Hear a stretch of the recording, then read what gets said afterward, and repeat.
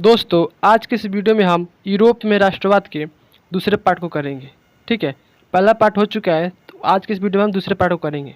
ठीक है, चलो वीडियो को स्टार्ट करते हैं। तो हमने पहले वीडियो में 31 क्वेश्चन तक कर लिए थे। ठीक है, आगे चलते हैं। तो आज 32 से करना है, तो थोड़ा वेट कीजिए।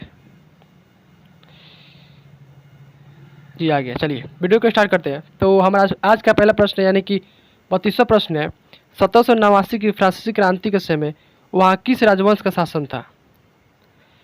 ट्यूडर का, स्टुअर्ट का, कि बूर्बन वंश का या रोमनों का? तो इसका सही तो हो जाएगा ऑप्शन सी, बूर्बन वंश का था वहाँ पर शासन। ठीक है, तो आगे चलते हैं। तो 33वां प्रश्न है कि नेपोलियन संहिता किस वर्ष लागू की गई थी? नेपोलियन संहिता किस वर्ष लागू की गई थी? 1789 ईस्वी में, कि 1791 ईस्वी में, कि 1801 में या 1804 में? तो इसका सही उत्तर हो जाएगा ऑप्शन डी, 1804 में की गई थी। ठीक है, ऑप्शन डी इसका सही उत्तर हो जाएगा। चलिए आगे चलते हैं। तो 34वां प्रश्न है, जर्मनी के एकीकरण के लिए बिस्मार्क ने कितने युद्ध किए? जर्मनी के एकीकरण के लिए बिस्मार्क ने कितने युद्ध किए थे? 1 कि 2, 3 या 4?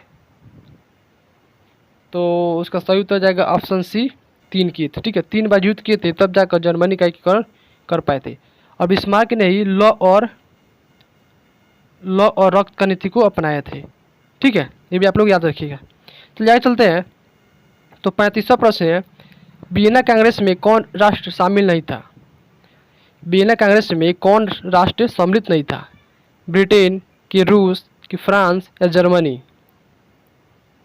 तो इसका सही उत्तर जाएगा ऑप्शन डी, जर्मनी शामिल नहीं था। ठीक है, बाकी ब्रिटेन, रूस और फ्रांस क्या था, शामिल थे वियना कांग्रेस सम्मेलन में।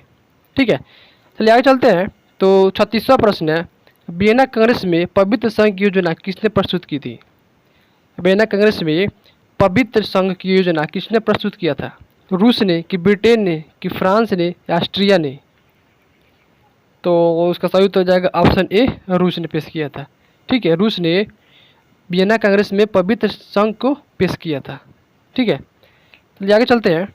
तो 37वां प्रश्न है, यंग इटली का संस्थापक कौन था? यंग इटली का संस्थापक कौन था?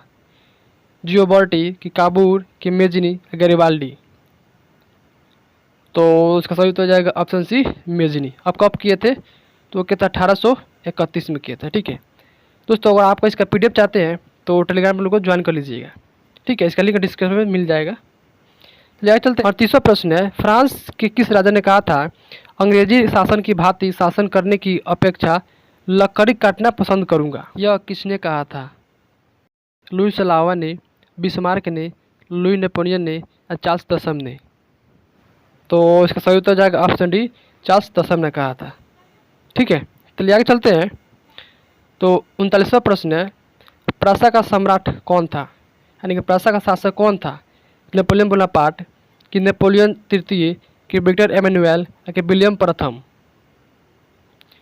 तो इसका सही उत्तर जाएगा ऑप्शन डी, विलियम प्रथम थे। ठीक है, चलिए आगे चलते हैं।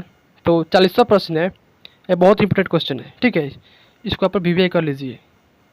प्रश्न है, यूरोप का मरीज कहा जाता है? यूरोप का मरीज किसे कहा जाता है ये आपको बताना है। रूस को, कि जर्मनी को, कि तुर्की को या यूनान को? तो इसका सही उत्तर हो जाएगा ऑप्शन सी, तुर्की को कहा जाता है। ठीक है, यूरोप का मरीज किसको, तुर्की को कहते हैं। ठीक है, चलिए आगे चलते हैं। तो 41वां प्रश्न है, नेपोलियन ने जर्मनी में किस संघ की स्थापना किया था? नेपोलियन ने जर्मनी में किस संघ का स्थापना किया था?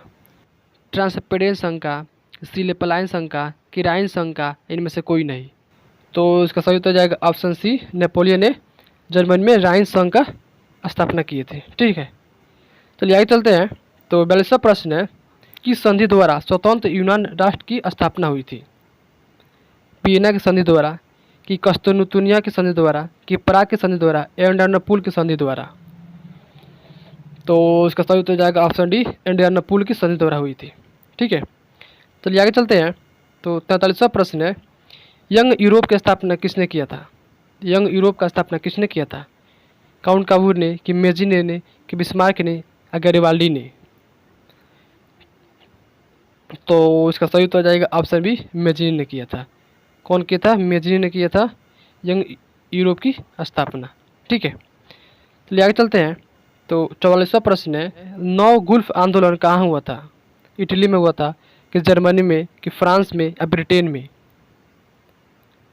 तो इसका सही उत्तर जाएगा ऑप्शन ए, इटली में हुआ था। ठीक है, इटली में हुआ था नौ गुल्फ आंदोलन। ठीक है, चलिए आगे चलते हैं। तो 45वां प्रश्न है, मेटरनिख कौन था? मेटरनिख कौन था? ऑस्ट्रिया का चांसलर, कि प्रासा का चांसलर, कि फ्रांस का सम्राट, या रूस का जार? तो इसका सही उत्तर हो जाएगा ऑप्शन ए, ऑस्ट्रिया का चांसलर था। ठीक है, ऑस्ट्रिया चांसलर कौन था? मेटरनिख था। ये भी आपको प्रश्न बहुत बार पूछता है। ठीक है, चलिए आगे चलते हैं। तो 46वां प्रश्न है, कार्बोनरी की स्थापना किस वर्ष हुई थी? कार्बोनरी की स्थापना किस वर्ष हुई थी? 1810 में, कि 1815 में, या 1830 में, 1848 में? तो इसका सही उत्तर हो जाएगा ऑप्शन ए, 1810 में हुई थी। ठीक है, कार्बोनरी की स्थापना 1810 में हुई थी। ठीक है, चलिए आगे चलते हैं। तो 47वां प्रश्न है कि 1830 की क्रांति के बाद फ्रांस में किस प्रकार का शासन स्थापित हुआ था? 1830 की क्रांति के बाद फ्रांस में किस प्रकार का शासन स्थापित हुआ था? निरंकुश राजतंत्र, कि संघीय शासन व्यवस्था, कि गणराज्य, या संवैधानिक राजतंत्र? तो इसका सही उत्तर हो जाएगा ऑप्शन ए, निरंकुश राजतंत्र। ठीक है, ऑप्शन ए इसका सही उत्तर हो जाएगा, ऑप्शन ए। चलिए आगे चलते हैं। तो 48वां प्रश्न है, अभी बहुत इंपॉर्टेंट क्वेश्चन, ये भी आप लोग वीवीए लगा लीजिएगा इसको भी। ठीक है, प्रश्न है कि लाल कुर्ती नामक संस्था का गठन किसने किया था? लाल कुर्ती नामक संस्था का गठन किसने किया था? बिस्मार्क ने, कि कावूर ने, कि मेजनी ने, या गैरिबाल्डी ने? तो इसका सही उत्तर हो जाएगा ऑप्शन डी, गैरिबाल्डी ने किया था। ठीक है, चलिए आगे चलते हैं।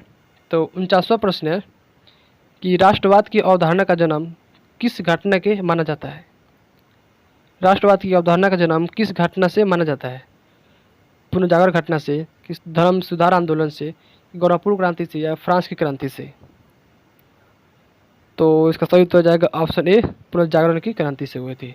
ठीक है, चलिए आगे चलते हैं। तो 50वां प्रश्न है कि रक्त और लौ की नीति किसने अपनाया? रक्त और लौ की नीति किसने अपनाया था? मैंने पहले बता दिया है। तो इसका सही उत्तर हो जाएगा ऑप्शन ए, बिस्मार्क ने।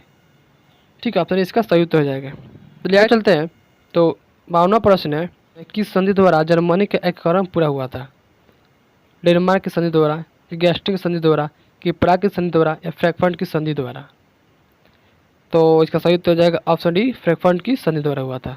ठीक है, आगे चलते हैं।